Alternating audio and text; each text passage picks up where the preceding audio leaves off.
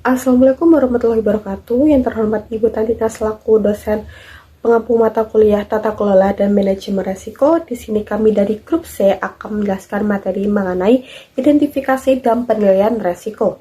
Sebelumnya, izinkan kami memperkenalkan diri terlebih dahulu dengan saya sendiri Mailani Amelia, MPM akhir 275, lalu rekan saya Julia Bintang NPM 078, lalu ada Sania Lulu MPM 127, lalu ada Aisyah Amelia MPM 220, ada Nur Azhar MPM 269, ada Francisco Saverius MPM 284, lalu ada Selwa Febianti NPM 316, dan ada Dandi Heno NPM 410.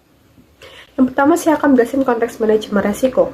Mengapa konteks itu penting? Nah, tanpa pemahaman konteksnya jelas, identifikasi resiko itu ibarat menembak dalam gelap, tidak terarah dan kemungkinan besar meleset dari sasaran. Nah, penetapan konteks ini itu memastikan 3 hal. Yang pertama, proses manajemen risiko menjadi relevan. Ia selaras dengan tujuan strategis perusahaan, bukan sekadar formalitas. Yang kedua, proses ini tuh menjadi efisien. Kita fokus pada risiko yang benar-benar penting, bukan semua kemungkinan. Dan yang ketiga, proses ini terpadu, selaras dengan risk appetite yang sudah ditetapkan manajemen. Nah, sekarang apa saja yang tercakup dalam penetapan konteks ini? Ada 4 hal yang perlu dilakukan sebelum proses manajemen resiko berjalan. Langkah yang pertama adalah mendefinisikan parameter dasar. Nah, ini tuh seperti menggambar batas-batas arena bermain dan menetapkan aturan permainan sebelum pertandingan dimulai. Yang kedua, menentukan ruang lingkup. Apakah kita menganalisis seluruh perusahaan, satu divisi, satu proyek, atau hanya satu proses bisnis tertentu? Ini sangat penting agar analisis kita tetap fokus. Yang ketiga, memahami faktor eksternal dan internal. Faktor eksternal itu mencakup lanskap persaingan, teknologi, dan regulasi, sedangkan faktor internal mencakup budaya organisasi, kapabilitas, dan strategi. Dan yang keempat, yang sering dilupakan adalah menetapkan risk appetite dan risk tolerance. Ini adalah panduan strategis seberapa besar risiko yang bersedia diterima organisasi. Jawaban atas pertanyaan ini menjadi acuan utama dalam seluruh proses evaluasi risiko. Nah, di sini kita akan membahas 3 parameter yang wajib didefinisikan secara eksplisit sebelum penilaian risiko dilakukan.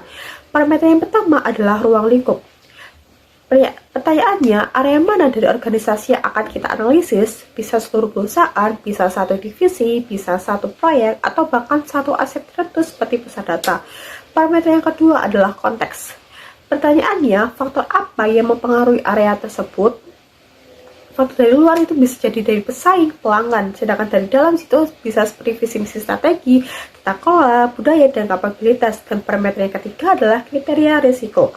Nah, ini adalah tolak ukur untuk menilai signifikansi suatu resiko. Kriteria ini mencakup skala probabilitas, skala dampak, matriks risiko dari level rendah hingga ekstrim, dan tanpa kriteria yang jelas, 2 orang dapat menilai resiko yang sama dengan hasil yang sangat berbeda. Nah, sekarang kita lihat lebih konkret bagaimana kriteria risiko itu dapat bekerja. Nah, pada skala probabilitas, skala ini itu mendefinisikan seberapa sering suatu resiko mungkin terjadi. Level tertingginya adalah sangat mungkin, yang artinya kemungkinan terjadi di atas 80% dalam 1 tahun, dan di level terendahnya ada sangat jarang, yaitu kurang dari 5%. Lalu ada skala dampak finansial. Ini mengukur seberapa besar kerugian yang ditimbulkan jika resiko benar-benar terjadi. Sebagai contoh nyata, yaitu ada kerugian di atas 10 miliar rupiah dikategorikan sangat tinggi, sedangkan kerugian di bawah 10 juta rupiah termasuk kategori sangat rendah. Nah, yang perlu diingat adalah skala ini itu bukan hanya untuk dampak finansial. Organisasi juga perlu menetapkan skala dampak untuk kategori lain seperti reputasi, kepatuhan hukum, dan operasional. Dan yang terpenting adalah kriteria ini harus ditetapkan sebelum penilaian resiko dimulai agar konsisten dan objektif. Assalamualaikum warahmatullahi wabarakatuh. Sebelum perkenalkan, nama saya Selva Febianti Anggita dengan NPM akhir 316. Jadi di sini saya akan menjelaskan tentang analisis konteks internal dan juga analisis konteks eksternal, yang dimana analisis konteks eksternal itu berfokus pada pemahaman terhadap lingkungan luar yang memiliki kendali langsung pada organisasi, yang menggunakan beberapa alat analisis yang umum digunakan yaitu adalah yang pertama ada analisis Betzley, yang kedua ada analisis 5 kekuatan Porter, dan yang ketiga ada analisis pemangku kepentingan. Nah, lalu ada analisis konteks internal yang dimana analisis ini berfokus pada pemahaman terhadap lingkungan di dalam organisasi itu sendiri. Nah, beberapa area kunci yang perlu dianalisis itu meliputi yaitu yang pertama ada tata kelola dan struktur, yang kedua ada strategi dan juga tujuan, yang ketiga kapabilitas dan sumber daya, yang keempat proses dan sistem internal, dan yang terakhir adalah hubungan kontraktual. Baik, selanjutnya ada penetapan risk appetite dan risk tolerance. Jadi sebelum memasuki pengertian dari penetapan risk appetite dan risk tolerance, penetapan sendiri itu adalah suatu proses di mana dewan direksi dan juga manajemen senior secara eksplisit itu mengartikulasikan tingkat risiko yang bersedia diterima oleh organisasi dalam mengejar suatu tujuan. Nah, untuk pengertian dari penetapan risk appetite sendiri adalah pernyataan tingkat tinggi yang mengidentifikasikan jumlah dan jenis risiko yang siap dikejar, dipertahankan, atau diambil oleh organisasi.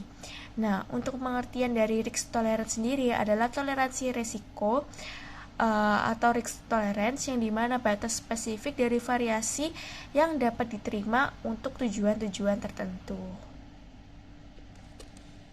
Baik, selanjutnya adalah memasuki ke teknik-teknik identifikasi risiko yang dimana pengertian dari identifikasi risiko sendiri itu adalah suatu proses yang sistematis untuk menemukan dan mendeskripsikan risiko yang dapat membantu atau menghambat suatu pencapaian tujuan organisasi.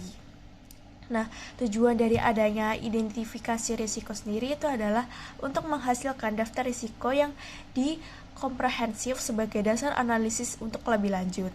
Nah, proses itu melibatkan berbagai tingkatan fungsi dalam organisasi karena mereka itu yang paling dekat dengan operasional, biasanya yang lebih memahami risiko yang melekat.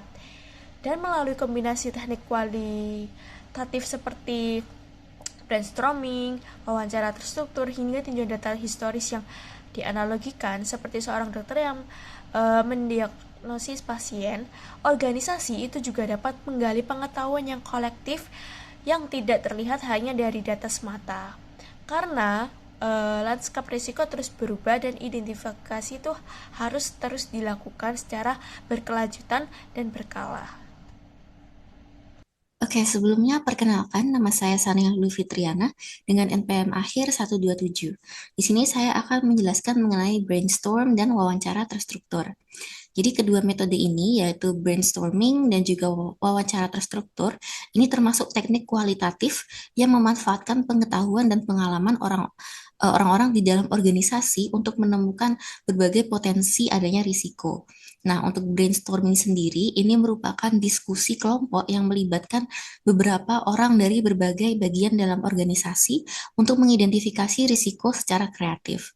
Nah, biasanya kegiatan ini itu dilakukan dalam bentuk workshop atau rapat yang dipandu oleh seorang fasilitator. Nah, untuk kelebihannya, yang pertama itu adalah menghasilkan sejumlah besar risiko dalam waktu yang singkat. Nah, hal ini terjadi karena brainstorming ini dilakukan secara berkelompok dan melibatkan peserta dari berbagai bagian organisasi. Setiap peserta memiliki pengalaman dan sudut pandang yang pastinya berbeda-beda, sehingga berbagai kemungkinan risiko itu dapat diidentifikasi dengan cepat dalam satu sesi diskusi saja. Nah, hal yang kedua itu menumbuhkan pemahaman bersama dan rasa kepemilikan terhadap risiko. Nah, ketika peserta ini terlibat secara langsung dalam proses diskusi dan penyampaian ide, mereka ini akan lebih memahami risiko yang dihadapi oleh organisasi. Nah, keterlibatan tersebut juga dapat meningkatkan rasa tanggung jawab atas atau kepemilikan terhadap upaya pengelolaan risiko yang dihasilkan dari diskusi tersebut. Nah, dari berbagai kelebihan tersebut, brainstorming ini masih memiliki suatu kekurangan, yaitu diskusinya dapat didominasi oleh individu tertentu. Jadi dalam diskusi kelompok terdapat kemungkinan bahwa individu yang lebih aktif atau memiliki posisi yang lebih tinggi dalam organisasi itu akan lebih banyak menyampaikan pendapat. Nah, kondisi ini itu dapat membuat peserta yang lain menjadi kurang berpartisipasi dalam menyampaikan ide atau pandangan mereka. Oke, selanjutnya itu ada wawancara terstruktur.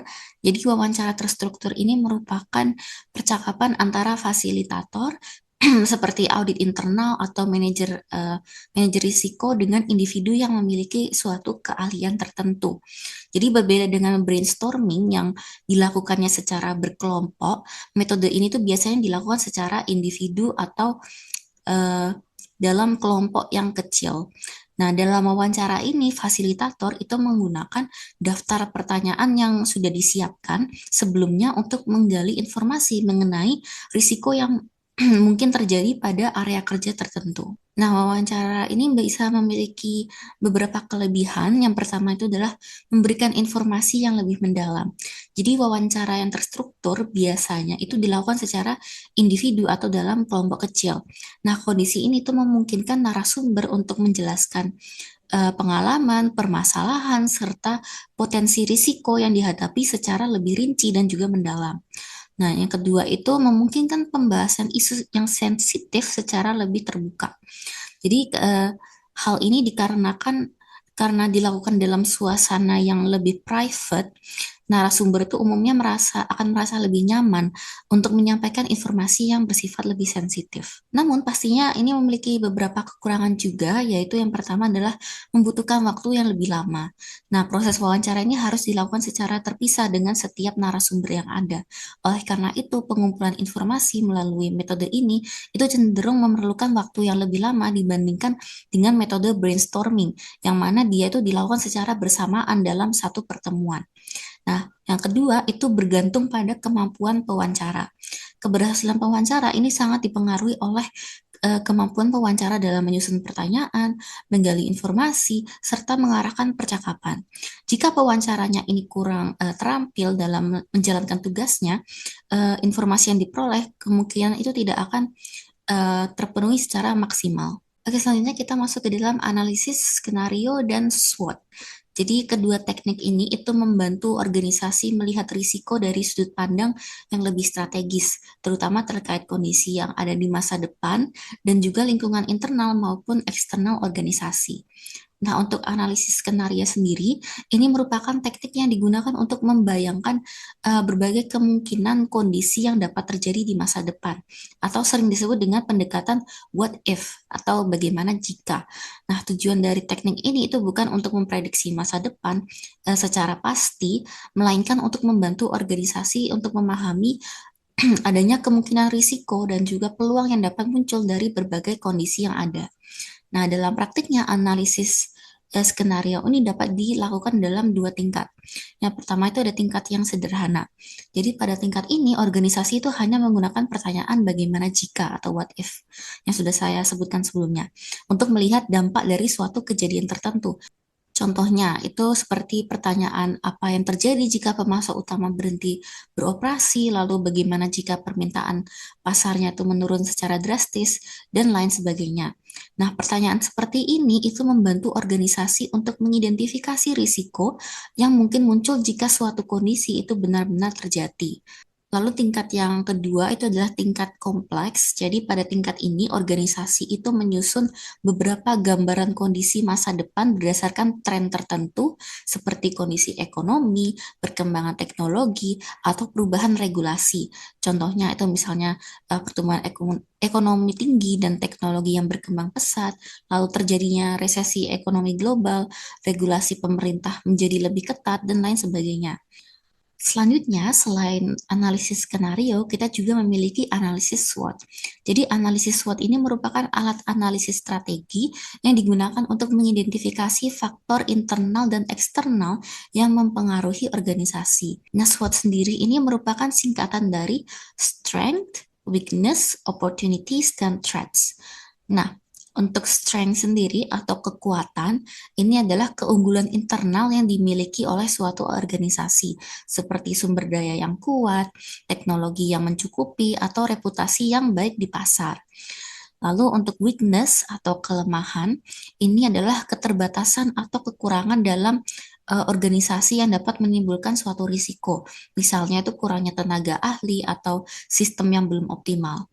Lalu untuk opportunities atau peluang, ini adalah kesempatan yang berasal dari lingkungan eksternal yang dapat dimanfaatkan oleh organisasi, seperti perkembangan teknologi atau meningkatnya permintaan pasar.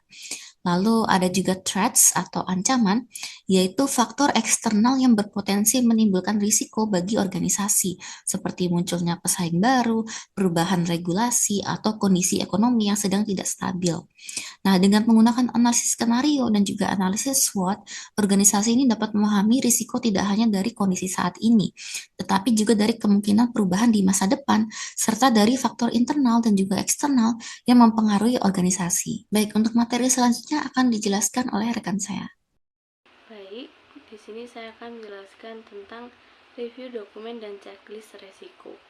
Selain teknik yang bersifat kolaboratif dan imajinatif, identifikasi risiko juga harus didasarkan pada analisis data dan pengalaman masa lalu. Review dokumen dan penggunaan checklist adalah teknik analitis yang memberikan perspektif historis dan terstruktur yang dapat melengkapi wawasan yang diperoleh dari brainstorming atau analisis skenario. Review dokumen sendiri yaitu teknik yang melibatkan peninjauan sistematis terhadap berbagai dokumen internal dan eksternal untuk mengidentifikasi risiko yang telah terjadi di masa lalu atau yang telah didokumentasikan sebelumnya. Informasi dari masa lalu seringkali merupakan indikator terbaik untuk risiko di masa depan. Dokumen-dokumen yang relevan untuk ditinjau antara lain laporan audit internal dan eksternal, yaitu sumber informasi yang kaya mengenai kelemahan pengendalian dan masalah operasional yang teridentifikasi. Lalu ada laporan insiden atau kerugian, yaitu catatan mengenai kecelakaan kerja, keluhan pelanggan, kegagalan sistem, atau insiden kerugian lainnya. Lalu ada rencana bisnis dan laporan kinerja, yaitu membandingkan rencana dengan hasil aktual dapat menyoroti area-area di mana asumsi terbukti salah yang merupakan sumber risiko. Lalu ada dokumen kontrak dan perjanjian hukum, di mana dokumen ini menganalisis kewajiban dan potensi sanksi yang tertanam dalam kontrak dengan pemasok, pelanggan, dan pemberi pinjaman. Lalu laporan industri dan publikasi media yang mempelajari masalah atau kegagalan yang dialami oleh perusahaan sejenis di industri yang sama dapat memberikan peringatan dini mengenai risiko yang mungkin juga dihadapi oleh organisasi. Keuntungan dari teknik ini adalah ia didasarkan pada data nyata, bukan hanya spekulasi. Namun kelemahannya adalah ia cenderung berfokus ke belakang dan mungkin tidak dapat menangkap risiko-risiko baru yang belum pernah terjadi sebelumnya. Lalu checklist risiko. Checklist atau daftar periksa risiko adalah daftar terstruktur dari risiko-risiko yang umum terjadi dalam industri, proses, atau proyek tertentu. Checklist ini dapat dikembangkan secara internal berdasarkan pengalaman organisasi sendiri atau dapat diperoleh dari sumber eksternal seperti asosiasi industri, konsultan, atau badan standar. Contohnya seperti perusahaan konstruksi. Selanjutnya yaitu penilaian risiko kualitatif. Setelah daftar risiko yang komprehensif berhasil diidentifikasi, langkah selanjutnya adalah melakukan penilaian risiko. Tujuan dari penilaian ini adalah untuk memprioritaskan risiko-risiko tersebut agar upaya manajemen dan sumber daya dapat difokuskan pada isu-isu yang paling signifikan. Tidak semua risiko diciptakan sama, beberapa mungkin hanya gangguan kecil, sementara yang lain dapat mengancam kelangsungan hidup perusahaan. Metode penilaian yang paling umum digunakan, terutama untuk penyaringan awal, adalah penilaian risiko kualitatif. Penilaian kualitatif melibatkan evaluasi setiap risiko berdasarkan dua dimensi utama. Yang pertama, probabilitas atau likelihood atau kemungkinan terjadinya risiko, dan dampak impact atau konsekuensi jika risiko tersebut terjadi. Penilaian ini biasanya menggunakan skala deskriptif, misalnya rendah, sedang, tinggi, atau skala numerik sederhana, misalnya angka 1 sampai angka 5, yang didasarkan pada pertimbangan profesional dan pengalaman dari para ahli di bidangnya, bukan pada analisis statistik yang rumit. Meskipun bersifat subjektif, pendekatan kualitatif memiliki beberapa keuntungan yang signifikan. Ia relatif cepat dan mudah untuk diterapkan, tidak memerlukan data historis yang paling ekstensif, dan mudah dipahami oleh semua tingkatan manajemen. Hal ini menjadikannya alat yang sangat efektif untuk mendapatkan gambaran awal yang luas mengenai lanskap risiko perusahaan untuk memfasilitasi diskusi mengenai prioritas risiko. Pengukuran probabilitas atau likelihood adalah salah satu dari dua pilar penilaian risiko kualitatif. Langkah ini bertujuan untuk menjawab pertanyaan seperti seberapa mungkin risiko yang teridentifikasi ini akan terjadi dalam periode waktu tertentu. Dalam pendekatan kualitatif, pengukuran ini tidak didasarkan pada perhitungan statistik yang presisi, melainkan pada pertimbangan profesional yang terinformasi menggunakan skala yang telah didefinisikan sebelumnya dalam kriteria risiko. Skala probabilitas yang dirancang dengan baik harus memiliki beberapa karakteristik. Ia harus memiliki tingkatan yang memadai untuk membedakan antara risiko, tetapi tidak terlalu banyak sehingga menjadi membingungkan. Skala 3 tingkat atau 5 tingkat itu adalah yang paling umum digunakan. Lalu yang kedua ada setiap tingkatan pada skala harus memiliki definisi kualitatif yang jelas untuk memandu konsistensi dalam penilaian. Definisi ini membantu mengurangi subjektivitas dan memastikan bahwa penilaian yang berbeda akan sampai pada kesimpulan yang serupa ketika dihadapkan pada fakta yang sama. Contoh. Lalu di sini saya akan menjelaskan mengenai pengukuran dampak. Pengukuran dampak atau impact ini adalah pilar kedua dari penilaian risiko kualitatif. Langkah pengukuran dampak ini bertujuan untuk menjawab pertanyaan jika risiko ini terjadi, seberapa parah konsekuensinya terhadap tujuan kita. Salah satu tantangan utama dalam mengukur dampak adalah bahwa sebuah peristiwa risiko tunggal dapat memiliki berbagai jenis konsekuensi. Oleh karena itu, skala dampak yang komprehensif harus mencakup beberapa kategori yang berbeda, yang mencerminkan berbagai tujuan organisasi. Kategori dampak yang paling umum meliputi dampak finansial, yaitu kerugian moneter langsung, misalnya penurunan laba, biaya atau perbaikan. Yang kedua, dampak reputasi, yaitu kerusakan pada citra merek, kepercayaan pelanggan atau hubungan dengan pemangku kepentingan. Lalu ada dampak operasional, gangguan terhadap proses bisnis inti, misalnya penghentian produksi, gangguan layanan. Lalu dampak kepatuhan, konsekuensi hukum atau regulasi, misalnya denda, sanksi, litigasi. Dampak keselamatan, kesehatan dan lingkungan, yaitu cedera pada karyawan atau masyarakat atau kerusakan pada lingkungan. Saya akan menjelaskan mengenai matriks risiko. Jadi setelah probabilitas dan dampak dari setiap risiko yang teridentifikasi telah dinilai menggunakan skala yang telah ditentukan, kedua penilaian ini digabungkan untuk menentukan tingkat risiko keseluruhan. Alat yang umum digunakannya adalah matriks risiko, juga dikenal sebagai peta risiko. Matriks risiko adalah sebuah grid sederhana dengan probabilitas di satu sumbu dan dampak di sumbu lainnya. Biasanya matriks ini diberi kode warna untuk memudahkan interpretasi. Yang pertama ada hijau atau risiko rendah. Risiko-risiko di area ini umumnya dapat diterima dan mungkin hanya memerlukan pemantauan rutin. Selanjutnya adalah kuning atau risiko sedang. Risiko-risiko ini memerlukan perhatian manajemen dan mungkin memerlukan tindakan mitigasi. Lalu merah atau risiko tinggi. Risiko ini tidak dapat diterima dan memerlukan tindakan mitigasi segera. Dan ungu atau hitam, risiko ekstrem. Risiko-risiko ini memerlukan perhatian segera di tingkat eksekutif tertinggi dan dewan direksi. Selanjutnya di sini saya akan menjelaskan tentang analisis risiko kuantitatif juga semi kuantitatif.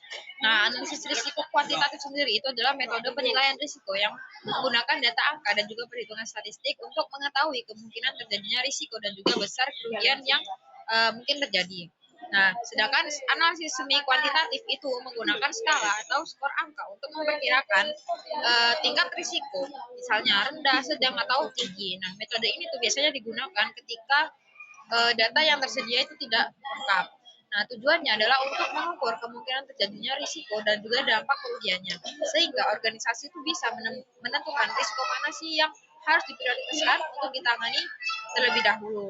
Nah, kemudian di sini ada analisis frekuensi, di mana analisis ini itu digunakan untuk melihat seberapa sering sih suatu risiko itu terjadi dalam periode tertentu.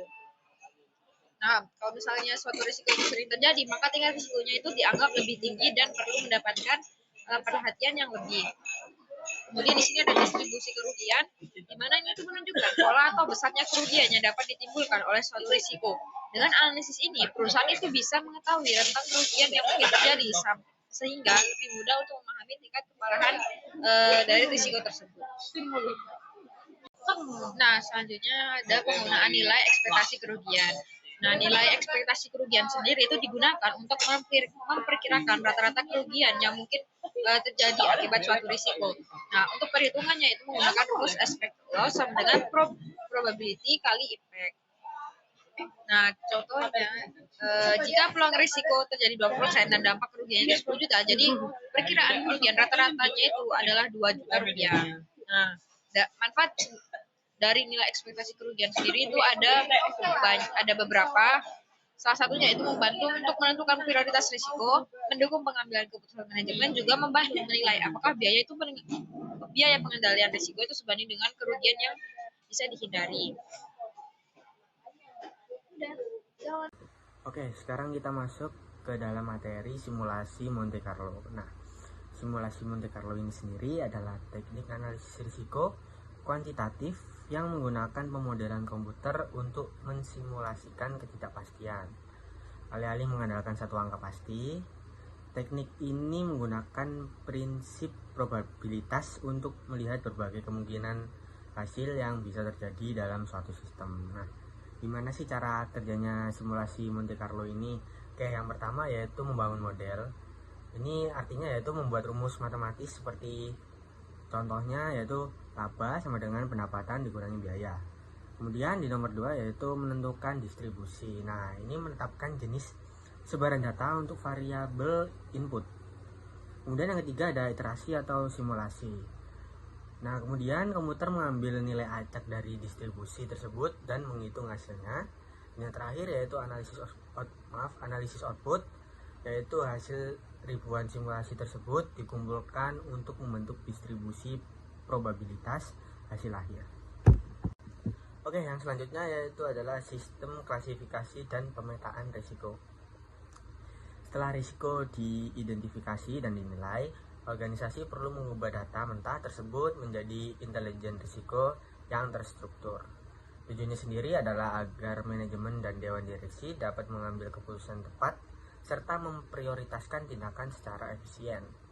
Oke, kemudian yaitu risk register. Nah, hasil akhir dari klasifikasi ini dituangkan dalam risk register atau daftar risiko, sebuah dokumen dinamis yang mencatat yang pertama ada deskripsi dan pemilik risiko, yang kedua ada penilaian probabilitas dan dampak, yang ketiga pengendalian yang sudah ada serta rencana perlakuan risiko selanjutnya.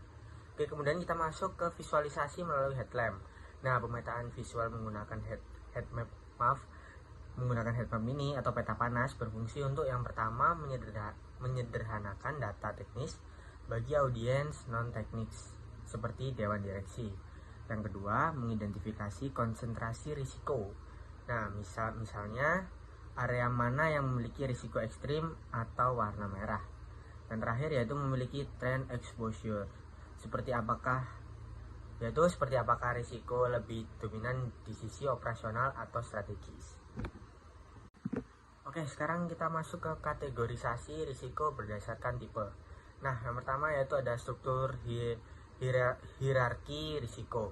Nah, sistem ini tuh bekerja seperti pohon di mana terdapat 4 dahan utama di tingkat tertinggi. Oke, di tingkat pertama di nomor pertama yaitu risiko strategis. Nah, ini adalah segala hal yang bisa menghambat pencapaian tujuan jangka panjang perusahaan. Kemudian yang kedua yaitu risiko operasional, yaitu masalah yang muncul dari aktivitas bisnis sehari-hari. Kemudian yang tiga adalah risiko keuangan, yaitu terkait dengan pengelolaan uang, suku bunga, ataupun kondisi pasar. Dan yang terakhir yaitu risiko kepatuhan, yaitu risiko hukum atau pelanggaran terhadap peraturan yang telah berlaku. Oke, kemudian kita masuk ke penjabaran ke sub kategori. Di bawah kategori utama, organisasi membuat subkelompok yang lebih detail. Contohnya yaitu yang pertama ada dalam risiko operasional. Ini bisa mencakup risiko proses kerja, kesalahan manusia atau human error, bisa juga fraud, kegagalan sistem dan teknologi seperti cyber security, kemudian gangguan rantai pasokan hingga kerusakan aset fisik. Dan yang kedua yaitu dalam risiko keuangan, ini bisa mencakup risiko kredit atau piutang tak tertagih, risiko pasar atau risiko likuiditas, yaitu kesulitan dana tunai. Oke, kita masuk ke bagian pemetaan resiko atau risk mapping. Jadi pemetaan resiko ini salah satu proses untuk menggambarkan hasil penilaian resiko ini biar lebih mudah dipahami oleh manajemen. Jadi salah satu alat yang paling sering dipakai itu adalah heat map. Nah, heat map itu biasanya berbentuknya itu matriks dan punya dua sumbu, yaitu probabilitas atau kemungkinan terjadinya resiko dan dampak dari resiko tersebut. Nah, setelah risiko itu sudah dinilai, risiko tersebut itu ditempatkan pada posisi tertentu dalam matriks untuk memudahkan pemahaman. Heat map itu tuh menggunakan warna kayak hijau, kuning, merah untuk menunjukkan tingkat risiko mulai dari yang rendah hingga yang ekstrim. Nah, melalui heat map itu manajemen itu bisa dengan cepat mengidentifikasi resiko yang paling signifikan yang mana dan bisa melihat konsentrasi risiko pada area tertentu, juga memantau perubahan profil risiko dari waktu ke waktu. Selain dari risiko residual atau risiko setelah pengendalian, eh, heatmap itu juga bisa membandingkan risiko inherent atau risiko sebelum pengendalian dengan risiko residual atau risiko setelah pengendalian. Makanya perusahaan itu bisa menilai apakah pengendalian yang dilakukan itu sudah efektif atau belum. Meskipun begitu, heatmap ini juga punya keterbatasan karena hanya memberikan dia gambaran umum mengenai tingkat resiko dan nggak selalu bisa menggambarkan seluruh kompleksitas resiko yang ada pada realitas. Gitu. Nah, setelah resiko tadi sudah dipetakan menggunakan heat map, langkah selanjutnya itu menentukan prioritas risiko. Jadi prioritas risiko itu menentukan risiko mana yang harus ditangani terlebih dahulu. Ini tuh penting karena yang kita tahu perusahaan itu punya sumber daya yang terbatas, mulai dari waktunya, biayanya, sama tenaga kerjanya. Makanya nggak semua resiko itu bisa ditangani dengan tingkat perhatian yang sama. Nah, biasanya resiko itu dibagi jadi 4 kategori. Ada yang dari rendah, sedang, tinggi, dan ekstrim. Nah, kalau yang ekstrim itu dia memerlukan perhatian segera dari manajemen. Nah, kalau untuk yang tinggi itu membutuhkan rencana penanganan yang jelas, dan kalau yang sedang itu bisa dikelola melalui prosedur pengendalian rutin, sedangkan kalau yang rendah itu bisa dipantau secara berkala saja. BTW yang ekstrim tadi itu maksudnya dia butuh perhatian segera khususnya dari manajemen puncak. Nah, melalui proses-proses itu tadi, organisasi itu bisa menyusun profil risiko atau risk profile, yaitu daftar risiko utama yang harus jadi fokus pengelolaan perusahaan. Nah, selain tingkat signifikansinya, prioritas risiko itu juga dapat dipengaruhi oleh beberapa faktor lain kayak misalnya kecepatan munculnya dampak risiko, keterkaitan antar risiko, serta tingkat ketidakpastian dalam penilaian risiko. Makanya proses prioritas risiko itu membantu organisasi untuk lebih fokus pada sumber daya fokus dengan sumber daya pada risiko yang paling penting atau yang paling krusial gitu pada perusahaan.